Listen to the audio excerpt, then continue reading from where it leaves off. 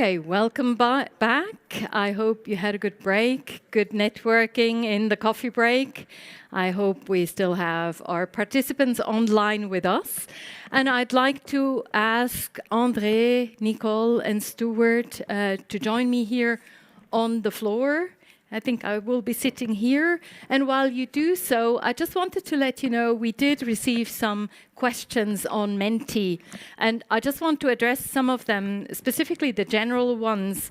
So somebody was asking whether we could get the slides. So the slides of all the pitches will be uploaded later on the website. And you actually also have in the handbook of Innovate for Nature, you have for each of the pitches, you have the contact details and you have one summary slide. With regard, if you have specific questions to individual pitches, so you can either contact the person who pitched, or we will have this afternoon, we have the workshop sessions, which will be online, but also offline. And this will be a good opportunity to talk to the individual companies or the ones that pitched. So I think that's just what I wanted to inform you all, that you are aware of that. Now I'd like to start with the panel discussion. And I think we also have Bertrand with us today online. Yes. Hi, Bertrand. Yes, hello to everyone. Sorry not to be able to be with you. I'm in Paris today, but with my heart and my brain, I'm joining you for this important session. Yeah, that's great. Thank you very much. So I start with introducing you, Bertrand, because I introduced Nicole, André, and Stuart already before. I think you don't need a lot of introduction. I'm sure everybody knows you, but I still want to say a few words. So you're an explorer, you're a psychiatrist and an ambassador for clean technologies. And I think following the successful around-the-world flights that you did in a balloon and a solar-powered airplane, you have launched Solar Impulse Foundation, and you succeeded to identify more than 1,000 solutions protecting the environment and supporting clean growth. So I think this is great to hear, and I think you are also clearly saying, yes, we can tackle the challenges of today. I think something also André is saying, really, that business is also a solution. So I'd like to ask you the first question. I looked at the Solutions Explorer, and you have more than 1,000 solutions on clean technologies, climate change. I saw only about 96 are kind of, if I ticked the biodiversity protection tick box, about 96 are really protecting biodiversity. Now, my question to you is there one that inspires you most, and if yes, which one of these biodiversity solutions that you have?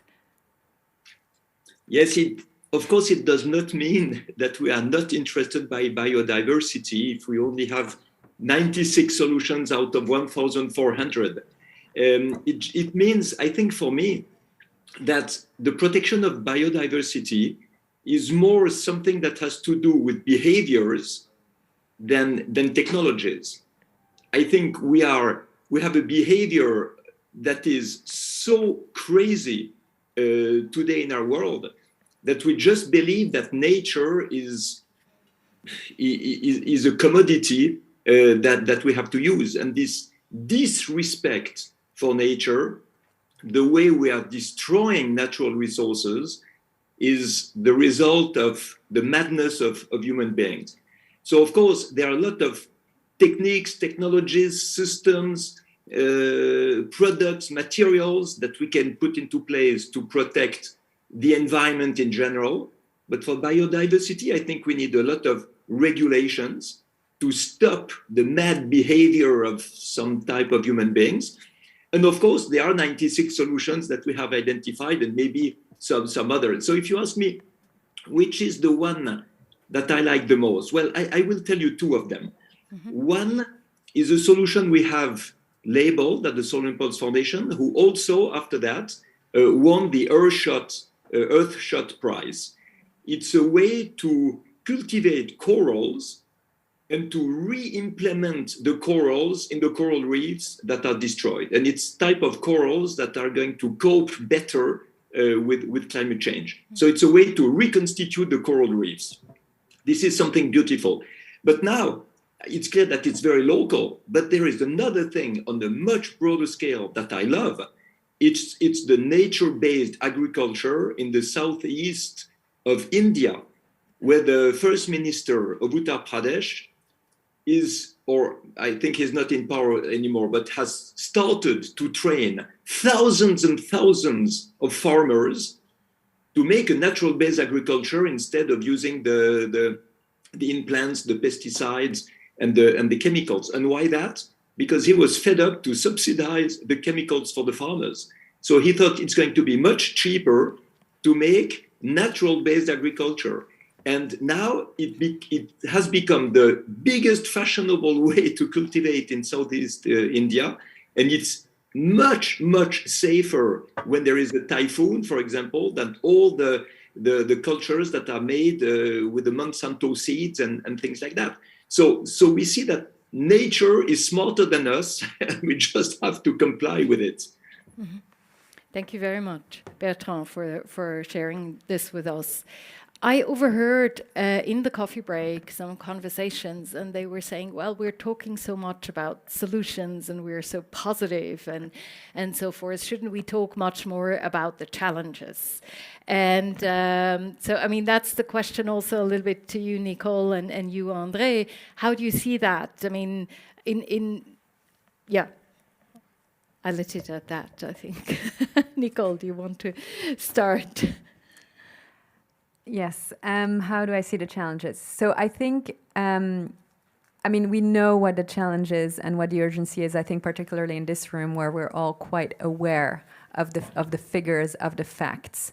And I think that, I mean, the need to focus on solutions for me is also about showing that it's possible. Because very often, if we are so kind of overwhelmed by the data, especially those of us who work in this field, we know that also psychologically it freezes us, it blocks our creativity. And so I think very important to try to acknowledge the challenges, and I'll say a word about that, but to get out of that state of being, of fear and overwhelm, and to actually understand that there is a path of creativity and innovation, and there is a new way forward. And we are the agents of that change. So I think that's, I mean, from my point of view, why I focus on solutions. And then the other thing is, I think one thing we don't talk about enough is trade-offs. What's very clear is that we need to make choices, and there are trade-offs between different priorities, and these will need to be addressed. Whether it's from a business perspective or from a policy perspective, particularly when policymakers are afraid to take some decisions and some commitments because of the fear of the consequences. And I think if we have this conversation about trade-offs and have the courage to actually address it and show that there is willingness from the business community to support some of these hard choices, then we will be able to make them. Mm-hmm. Yeah, and obviously we didn't have the same conversation at the coffee break, but anyway, if I can link the two things we've just heard, I think talking about the governor of Uttar Pradesh and taking this decision of going against the established wisdom of saying, you know, increasing yield is not just more technology, it's also perhaps treating the soil with a bit more respect, has a lot to do with what Nicole was just mentioning. You need courage when you are in these sort of places to make this sort of decision. Making a difference to the way you look at nature relationship to soil and food production is against the challenge, is against the trend. I mean, the last 50 years we've been using more and more technology in farming, with the result that a lot of these systems seem to be less and less yield less and less and are less and less productive. So the idea of having the wisdom of being able to say, you know, nature will adapt to the changes and we can use it as a regenerative influence, I think that has a lot to do with this notion of being able to stand up to the system. And yeah, the trade-off is a good definition of that. Yes, and I mean, I think, yeah, maybe talking about trade-offs, I think that brings me also a little bit to the NBS standard from IUCN. We have heard from Gérard before that he said, you know, yeah, we have to make sure that also these solutions are net positive, or make sure that, yes, there is a biodiversity gain behind it, but that they are also commercially viable. And I mean, you have the kind of the stamp of the Solar Impulse Foundation, the certified solutions, but we also have the nature-based solutions standard. So how can you also help to make sure that the solutions are really sustainable in some sort? Yeah, thanks for that, Barbara. I think we set out, we responded in shaping the nature-based solutions standard really as a challenge, because it was great talking about this and everybody likes a solution, but it can, let's be honest, it can be a little bit esoteric. What we really wanted to do was to be able to ground this, and there were several concerns, issues on Indigenous people's rights, and one still hears that, is nature-based solutions going to become a vehicle to usurp those? Some of the challenges around greenwashing. Very much, actually, thanks Nicole for mentioning the trade-offs. So often we don't, one of the criterion actually is you've got to make the trade-offs explicit. You've got to work that through. There's no point trying to hide that. So we set the standard out to say, how do people who, if nature-based solutions are really going to take off, it's not going to be people like myself who've worked 35 years in conservation. It's not even going to be people like Andre who have been fundamentally committed their whole life to conservation, although working in the business sector. It's going to be people who do not wake up in the morning thinking about biodiversity, but they want to have a guidance, a framework to be able to navigate that. And so really what we did is we said, let's identify, let's draw on the best practice and knowledge we have. That's why we have 100 countries, over 1,000 collaborators to this. We took this through 2 years. How do we bring this down into these key elements that need to be put in place so that we can see a robust nature-based solution? So that's the whole idea of the standard, and then being able to interpret that. We've also been applying the standard, actually. So is the standard just a theoretical construct? No, it's absolutely not. We've worked with business. We worked actually with a very interesting example in Colombia, one of the early pilots, where a very good reforestation initiative will definitely get FSC certification, but it didn't make that biodiversity net gain. It certainly did no harm, but it didn't actually make. We were able to work with them to say, okay, how could we then identify what are the pathways to be able to hit that criterion? We've actually worked, and I say not just in the tropics. We've been working with the Environment Agency in the UK. They've been applying nature-based solutions to coastal realignment, securing reflooding of salt marshes to actually protect housing. And then we've been actually looking at that and assessing how robust the solution is, where it might need a little bit of a tweak. So we've been using this to really help to say, not that bad or good, but how you can help improve and enhance. Now, the last thing I'll also say is that we've got a lot of requests from the private sector saying that's all good, but we'd like to have assurance. So we're now actually working on a certification module. We do not want to compete with great colleagues like the Gold Standard or FSC. So we want to work in conjunction with them, that we can offer up a module that goes with their schemes to say, yes, this is also an assured MBS. Would this eventually be an opportunity to work with the Solar Impulse Foundation with the certified solutions? Absolutely, and actually, absolutely, because one of the really exciting things, and if there's one message I want to leave here, nature-based solutions. Don't just think about nature-based solutions as being off in nature somewhere. The best nature-based solutions are the ones that work with other technologies. Yesterday, I was actually sitting. I didn't think I'd ever be. I was sitting with the TSOs, transmission system operators, the guys who operate electrical grids. And they are really facing challenges now about how they scale up, how they address several of their challenges as we move to greater electrification. And again, where do you bring in nature-based solutions? Where can nature-based solutions complement and reinforce and help them meet some of their challenges? So I would say the great thing with nature-based solutions isn't just nature-based solutions by themselves, but nature-based solutions in conjunction with other technologies that will need to be deployed. And those can be technologies, but they can also be with the finance industry or the reinsurance industry. Yeah. Thank you. Okay. Thanks a lot for that. Yeah, so Bertrand, so there is certainly an opportunity to see how the standard from IUCN and your certified solutions can work together. And I mean, maybe just in how far are your solutions also inspiring others or, big conglomerates to do, well, mainly on your side now, climate, but also nature-based solutions? How will this help? I mean, my view is always we need good practices, we need good examples to inspire others, but maybe you have a different opinion.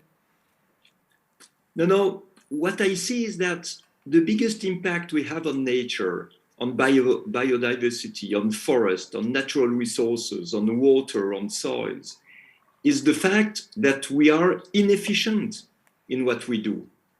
We have a humankind that is actually wasting 3/4 of the energy that is produced, almost half of the food, half of the natural resources that are extracted, and even the waste are wasted because we don't understand that it can be a resource.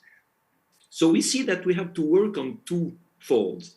One fold is to become efficient in the way we use energy and natural resources. And here, I would say, are the majority of the solutions we have identified. How can we save instead of wasting? How can we go into into circular economy? How can we be so efficient in the use of energy that the renewable sources will be enough? You see, so decrease the consumption in order to be enough with the renewable sources. All this, I think we are really good with it. Now, it would be really interesting to work with IUCN to maybe explore a little bit more the side of the nature-based solutions, because it is not the part where we are the strongest. But what I see is that, of course, we need nature-based solutions, but we also need to be logical in the way we deal with the people who are clearly destroying biodiversity, forest, and so on. We cannot, on one hand, criticize the countries who make deforestation and destroy their biodiversity, and on the other hand, import all the soya, import all the palm oil, import all the meat that is produced thanks to this deforestation. So there is a moment where we have to find solutions, okay? But we also have to say stop to the behaviors that we cannot accept. And for this, we have to make some pressure on the governments. And I think IUCN is very strong on that. WWF is very strong also on that, much more than us who are not so much political, we are more just solution oriented, but make pressures on the governments in order to stop to trade with countries, or at least with products, who are clearly destroying the environment. Yes, André, you'd like to add on this? I so completely agree, Bertrand. I think that it's time to get a little bit more active. I mean, we are in fact confronted with an incredible emergency. This is going to destroy us, and if we don't deal with it very quickly, we're going to have a problem. Now, that's a bit of the narrative, the negative narrative that you didn't want to have before. So let's be positive. We need to do more with less. We need to be more efficient. New technology will help us to do that. And new technology will have to be used to improve the efficacy of the way we deal with the environment, rather than allowing certain projects to be more successful. So if we look at the total, it's not a cost. It's an opportunity. We have. Sorry, I'm looking at the screen because I'm talking to Bertrand. I should be talking to all of you. Sorry, but what I'm trying to say is that there is an opportunity there, and as long as we see this as just a cost, we're going to be in trouble. Companies for a long time have been saying, well, we have to do something for nature, so let's do a bit of greenwashing and tick a couple of boxes, and they looked at it as a burden on the capacity to elaborate new projects. And in fact, it's exactly the opposite. It's an awful lot of opportunities, and the little pitches we see here today, sorry, when I say little, it's diminishing. What I mean, the pitches we are seeing here today are exactly the sort of thing we need to create a new going forward. I mean, the logic economically is very simple. We've used nature because it was for free. Now we realize that nature is not for free, it's priceless. If we lose it, we will never find it again. So we need to look at this in a completely different way. We need to look at this in a way where we can maximize the return on investment for nature. So no longer wastage, no longer inefficiency, no longer asking the wrong question. Let's make sure we use the new technology and the new momentum we have found in this post-pandemic age to create an economy where we're going to be efficient.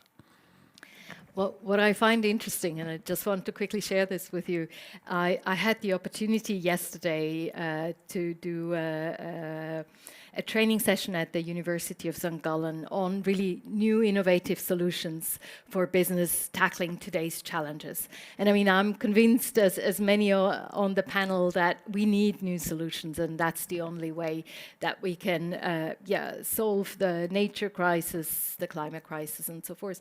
And I had one of the participants coming up to me and say, well, but you know, this will be the normal innovation cycles. Some companies will come, others will go, and this will kind of solve itself by itself, because once we have then the crisis, and I was just a little bit perplexed and felt like, well, but I think it would be good to have some proactive companies, right, addressing this challenge and making sure they are here still in 10 or 20 years. Nicole, you're taking the microphone. You want to say something? Yes, because I don't think this will solve itself by itself. Exactly. I think that we can see innovation, we can see new models that have potential and that in the current market structure. But if we go back to the big challenges and that are more the macro challenges, we need to change the way we operate as an economic system. We need to change the way we value. And that's this whole conversation about natural capital. So I think there are some pretty big levers, and we're trying to get at them from different angles, because it's the whole system that needs to shift at once. If you think about natural capital accounting, for example, some countries are ready. They could do it tomorrow. Mm-hmm. But if they do it, their whole economic indicators, their GDP, what is that going to look like compared to the rest of the world, right? So it's kind of this, how do we start? And I think it's working on all these levers at once, and at the same time having business drive this also, and some businesses really be prepared to change their business model. And that's where the trade-off comes in, because it's not about making the same amount of profit and also having a positive impact on nature. It's about actually what does stakeholder capitalism really mean? Mm-hmm. And, you know, this whole kind of reconsidering of profit and reconsidering of the stakeholders, and even if it doesn't have to be nature, what about future generations, right? Mm-hmm. And what about risk? So I think there is an element of it that could happen by itself, but I think it will be too late if we wait for the risks to be so big that actually businesses won't be able to operate anymore. If they change, it will be too late. Yeah. So we need to shift some of these more macro levers and policy levers first, and take responsibility. And I think the important bit here is that it's not a nature crisis, it's a humanity crisis. Mm-hmm. So, you know, if we ask the right questions, we will find the right answers. Mm-hmm. Yeah, I'll just add to what Nicole was saying. I think then that actually brings in this whole dimension that we need to start to have a much more coherent regulatory and policy framework as well. This is, Nicole, that great presentation you made, and I think the figure is, you said we had diminished our natural capital by 40%, was it? That is I mean, as you say, that this isn't for free. This is a cost. It's going to come back and bite us at one stage. And so this is where I do think that for too long, there has not been a coherence about how we approach a regulatory framework. Really interesting. I said, even with the grid regulators yesterday, they were saying we need to see a coherent regulation. And I think this actually is where we get one term that came out of Glasgow was this idea of radical collaborators. Mm-hmm. And I think actually what we need to see is we need to see business, not-for-profits, investors actually starting to push and put pressure on governments, saying we need to start to see a more consistent regulatory framework, one that provides a level playing field, one where actually that rewards good innovation and actually starts to put in place a cost on the diminishing of the natural capital. Yeah, and I think Bertrand was before saying as well that different organizations need to go and talk to governments, and we hope that you will take this message as well, because I know you're also talking to governments and asking them to, tackle or take up some of these great solutions that you have in the Solar Impulse Foundation. I hope you can also talk about the nature-based solutions when you talk to them and really help us scale kind of this need for the right framework, but also for solutions that can be scaled. Yes, absolutely. And the governments until now were afraid to take ambitious measures because they believed, and in the past it was true, I have to admit, that the solutions were too expensive, that it would reduce the GDP, that it would need a lot of subsidies, that the corporations would do less profit. And this is why the governments were so laid back in terms of regulations. But today we see that the corporations are much more ready than before to put the industry at the service of the future, the efficiency, renewable energies, circular economy. Corporations are mostly ready for that. The solutions exist, and the solutions are showing that the investment is paying for itself thanks to the efficiency that is produced. If you reduce the waste of energy and natural resources, you get enough money to pay back for the investment. So I would say that everything is ready to have the governments put the regulations into place. And this is what we have to show them. But as long as we don't have very, very tough environmental standards, ecological norms, limits of CO2 emissions, limit of energy consumption, the new solutions will never come on the market. They will remain in the startups. They will remain in the research labs instead of being used by everybody. So the regulation, and this is the big paradox, the regulation is not going to handicap the industry. It is going to allow the industry and even to force and oblige the industry to be more efficient and to be more profitable. And at the same time, fortunately, to be more environmental friendly. And this is what they really have to understand now at high level. Thank you very much, Bertrand. I'd like to open the floor if there are any questions from the participants here in the room or also from the online participants. Anybody would like to raise a question to the panelists here? Yes, we have two hands that are, yep. Frank will give you the microphone, so maybe just introduce. Before we take the question, can I just add, just to reinforce the point that Bertrand was making, we should not focus ourselves only on profitability. We should also look at the way we measure success. The idea of saying the GDP will decrease and profitability will decrease, that's such a narrow platform. It's not just about finance. It's about impact. It's about contribution to society. It's about happiness. It's about love. It's about that sort of thing. And then we don't talk enough about this. And I think that's quite important. At Building Bridges last week, there was somebody who had this wonderful image. This is the elephant in the room that we don't speak often enough about, and it flies under the radar screen. I've been spending most of my nights thinking about flying elephants. I think this is a wonderful. Yes, but I think that's really important that companies also start integrating their impact into the decision making. So we have, yes. Mark. Hello, yes, my name is Mark Halley. Thank you, first of all, for the presentations, the pitches this morning, and now for the panel discussion. The panel's introduced a very important complement to the optimism and innovation and entrepreneurial spirit of the first session this morning, namely that we need to get this sort of policy and regulatory framework right so that these innovative solutions can take off. But I didn't want to lose something that Bertrand Piccard said, which I think is also very important. That is necessary, but it's also not enough. And one of the things that we need to get to is the point where any company whose business model depends on destroying the climate or destroying nature should not be acceptable anymore. We need to get to a new social norm where net zero and nature positive are an absolute requirement of doing business. So we want the favorable enabling framework, but we want to go farther than that. As Andre said, we just don't have a lot of time. Yeah, thank you, Mark, for that. Let's take the next question as well, and then we can discuss those points. Hello, my name's David French, founder of My Drop in the Oceans.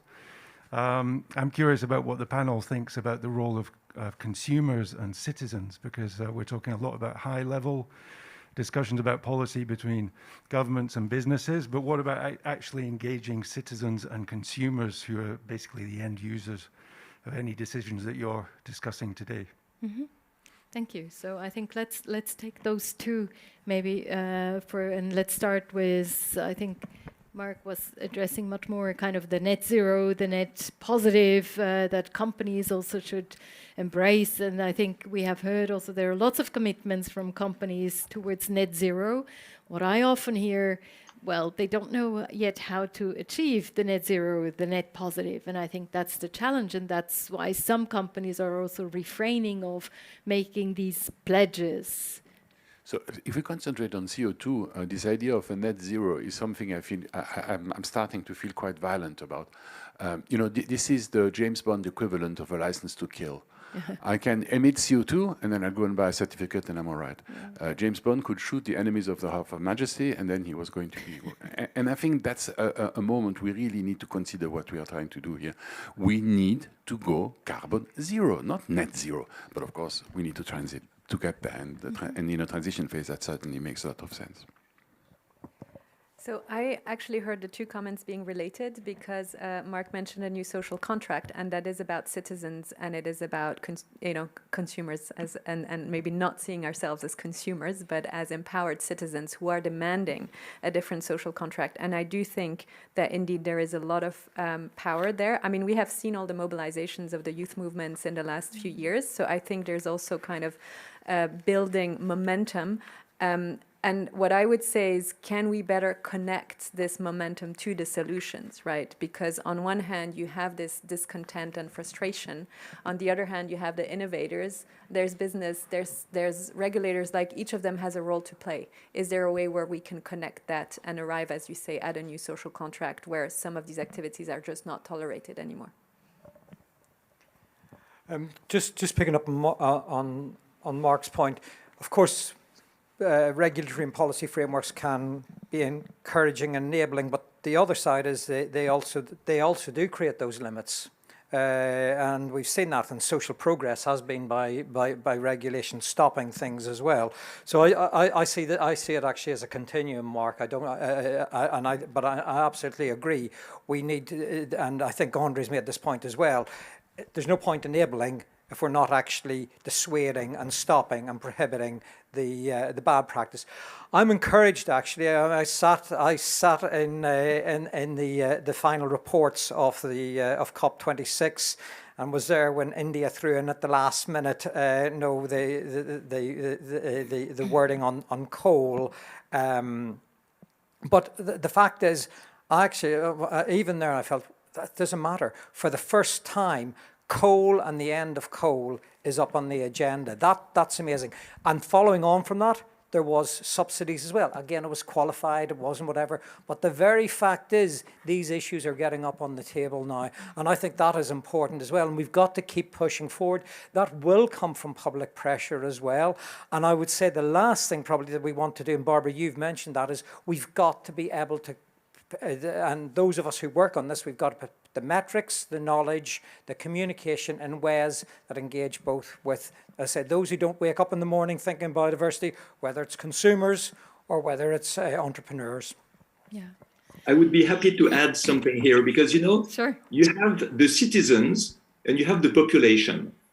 Each citizen by himself would like to do something, and he can consume more local, he can consume bio, he can take less meat, he can heat his flat less and things like that. But when it comes to the population itself, the population is refusing a CO2 law. So you see that there is a big paradox. And this is why I believe that the role of the state, the role of the government, is to provide to the population solutions that will match with their needs. For example, the péremption date on most of the food that we eat is far too restrictive. You can keep a lot of dairy at least 1 month after the péremption date, which means that we have to change the regulation on that. There is another system about another issue about the programmed obsolescence. People would love to stop buying a new telephone every year But if the telephone is out because it's obsolescent, they cannot do it. So the regulation needs to put a warranty into place that is at least for 5 years instead of 1 year. So the people can keep their device longer. So we see the real importance that we have to introduce between the regulation and the wish of the population in order for the citizens to be able to be more active and have a better result at the end. Thank you, Bertrand. I think we have heard now, right, the need for regulation, for the regulatory frameworks, but also the need for business to act, but also consumers have to also take their part.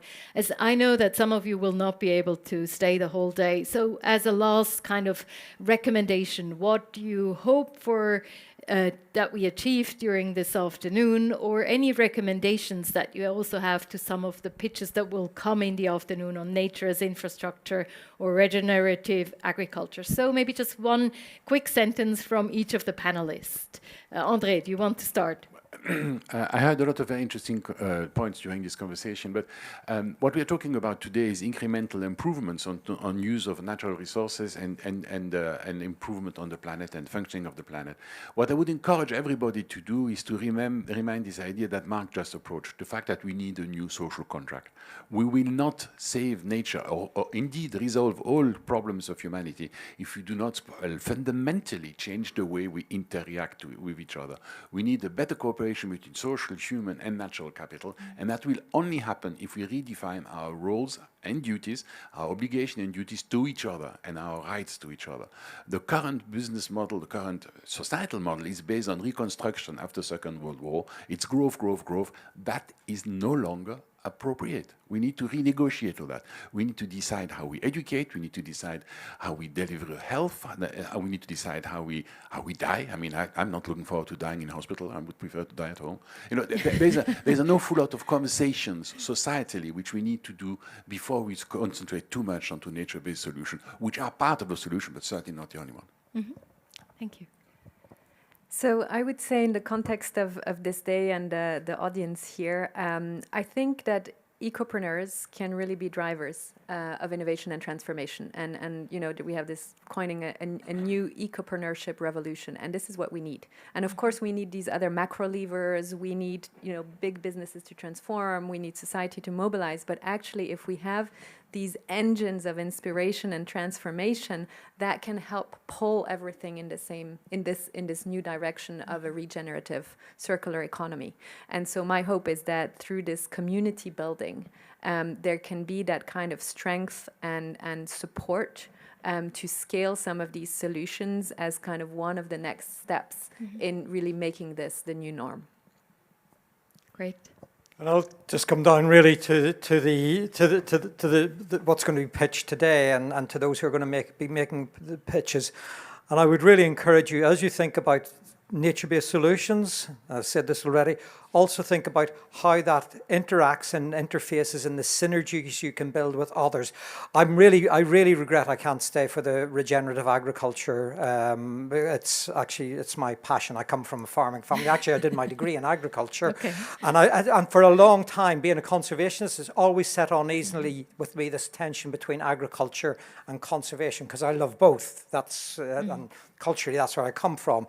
But one thing I'd really, on regenerative agriculture, I would say look for combinations with other approaches.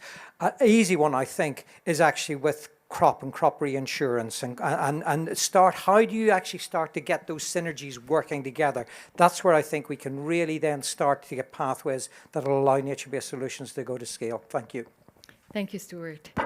And Bertrand, what's your recommendation or call to action to the participants here today?